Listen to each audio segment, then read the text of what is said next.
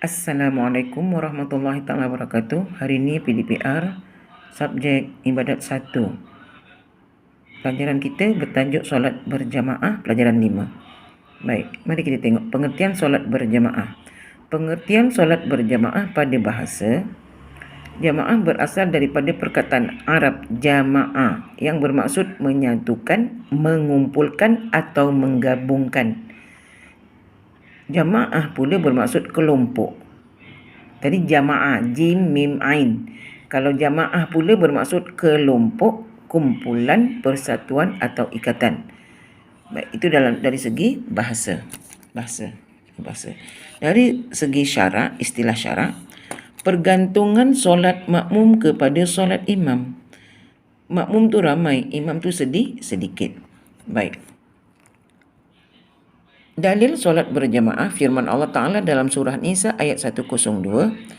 Dan apabila engkau wahai Muhammad berada dalam kalangan mereka semasa perang, lalu engkau mendirikan solat dengan menjadi imam mereka, maka hendaklah sekelompok daripada mereka berdiri mengerjakan solat bersama-samamu, yang sebahagian lagi menjaga medan perang.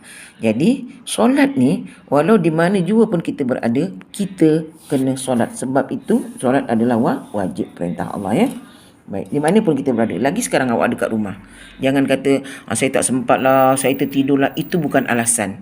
Solat wajib ke atas setiap manusia yang mukallaf, yang dia wajib ke atas dia mendirikan solat, ya. Baik, seterusnya muka surat 58.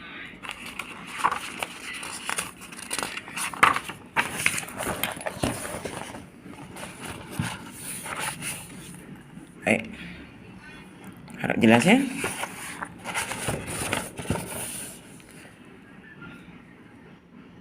Solat berjamaah ini daripada sabda Rasulullah SAW.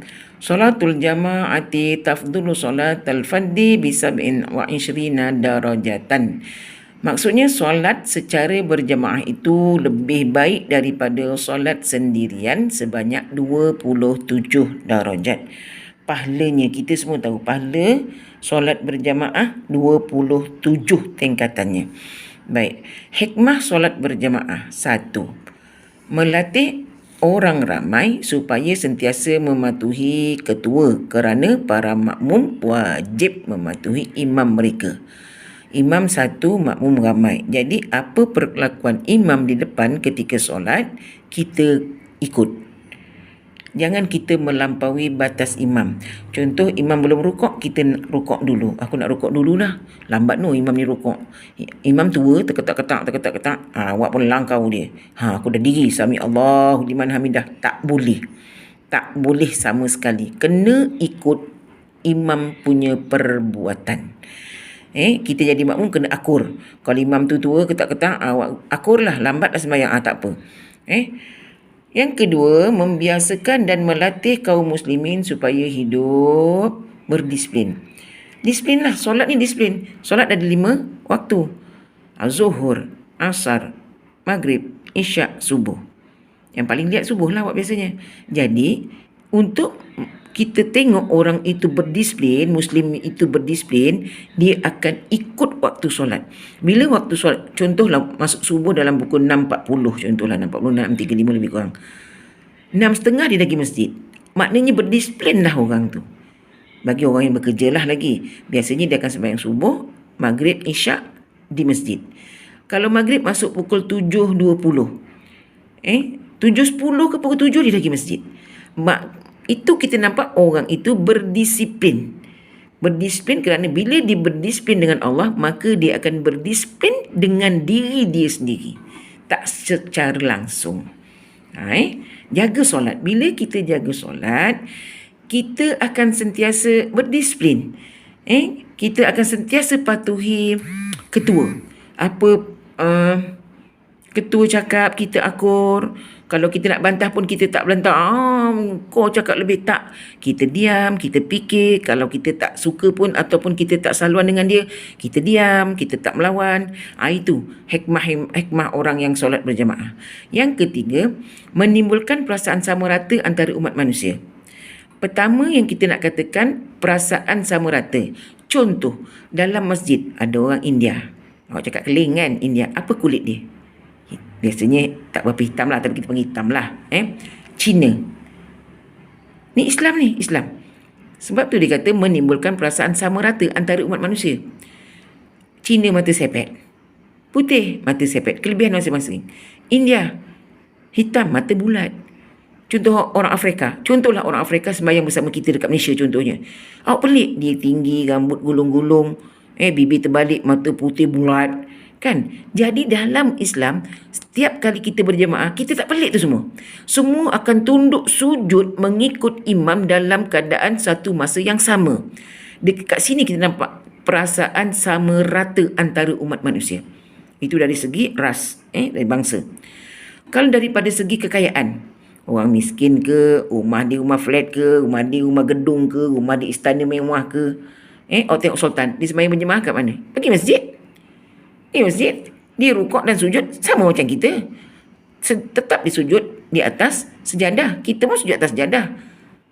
Jadi dekat sini kita tengok timbul perasaan sama rata. Ketika solat tu tadi, engkau orang kaya, engkau sembahyang sana. Engkau miskin, duduk kat pintu sana kat tangga. Tak ada. Engkau miskin ke, engkau kaya ke, engkau apa ke. Hatta cacat sekalipun boleh sembahyang di saf yang paling depan. Tengok kat sini, sama rata antara umat manusia. Tiada beza. Selagi dia manusia dan dia beragama Islam, dia berhak kita sama ratakan dalam waktu solat. Dalam waktu lain tu terpulang. Tapi ini dikata hikmah solat berjemaah. Dengan tak secara langsung, kita dapat perasaan kita tu tadi. Contoh kita kaya lah contohnya. Hilang perasaan sombong, bongkak dalam hati kita terhadap orang lain. Baik, yang keempat, membuka peluang untuk berkenal-kenalan antara satu sama lain. Kita pergi sembahyang berjemaah, kita siapa orang ni? Tak kenal. Ini masjid ni yang kenal itu je muka-muka ni orang. Tanya, kita boleh siapa? Assalamualaikum, awak dari mana? Salam dia, tanya. Oh, saya baru pindah sini. Oh, patut baru nampak. Kita kenal-kenalan jadi sahabat dalam berjamaah. Kan baik macam tu, tambah sahabat, jangan tambah musuh. Baik. Hukum solat berjamaah. Hukum solat fardu secara berjamaah selain daripada fardu Jumaat adalah fardu kifayah ke atas lelaki yang merdeka. Tahu merdeka? Merdeka ni macam kita lah ni. Semua kita merdeka. Kita bukan hamba. Ada yang hamba? Tak ada kan kat sini? Tak ada. Tak tahu lah, memang awak memang nak jadi hamba. Tapi rasanya semua tak ada hamba kat sini. Semua merdeka. Yang kedua, bermukim. Orang yang tinggal tetap di situ. Contoh, awak tinggal dekat parit Raja Darat. Ada surau kat parit Raja Darat. Itu karya awak. Itu bermukim lah tu kat situ. Katalah dia duduk dekat parit Raja Laut. Itu bermukim dah kat situ. Sembayanglah dia kat surau kat situ. Itu mukim. Menutup aurat. Menutup aurat, awak tahu kan? Tutuplah aurat. Dah tahu nak sembayang, takkan nak buka aurat pula kot. Pakai seluar sukan. Seluar main bola sepak tu separuh, tak pakai baju. Jadi tutuplah aurat. Kita nak bertemu dengan Allah. Baik, seterusnya. Berjemaah di masjid bagi orang lelaki adalah lebih afdal.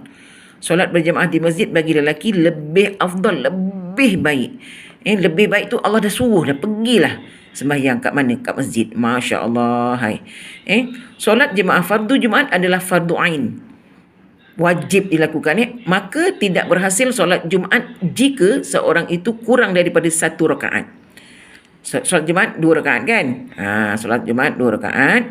Maka kalau dia kurang daripada 1 rakaat, imam dah rukuk kali kedua, tu dah tak masuk lah, dah tak dapatlah Jumaat tu. Jadi sembahyang Jumaat fardu ain berjamaah di masjid. Solat berjamaah fardu yang 5 itu adalah fardu kifayah. Baik, yang kedua, kelebihan solat berjamaah dikira berhasil apabila terdapat seorang imam dan seorang makmum yang sempat bersama-sama imam sebelum imam memberi salam yang pertama, walaupun makmum tidak sempat duduk bersama imam. Dapatlah dia pahala imam, ciput je lah, ikut mana yang dia dapat tadi tu. Baik, itu saja pelajaran kita hari ini. Saya nak awak hafal hikmah berjamaah. Hafal dulu. Hafal hikmah berjamaah. Hafal amanah. Hafal dulu. Dah hafal, tutup buku. Tulis apa yang awak ingat. Jangan tiru. Amanah. Allah nampak. hikmah solat berjemaah, dah hafal. Tutup buku, buka buku latihan ibadat dan cuba ingat apa yang awak hafal tadi tentang hikmah solat berjemaah. Okey, sekian sampai di sini dulu untuk PDPR kita hari ini. Semoga awak semua berjaya dalam hidup dunia dan akhirat. Assalamualaikum warahmatullahi wabarakatuh.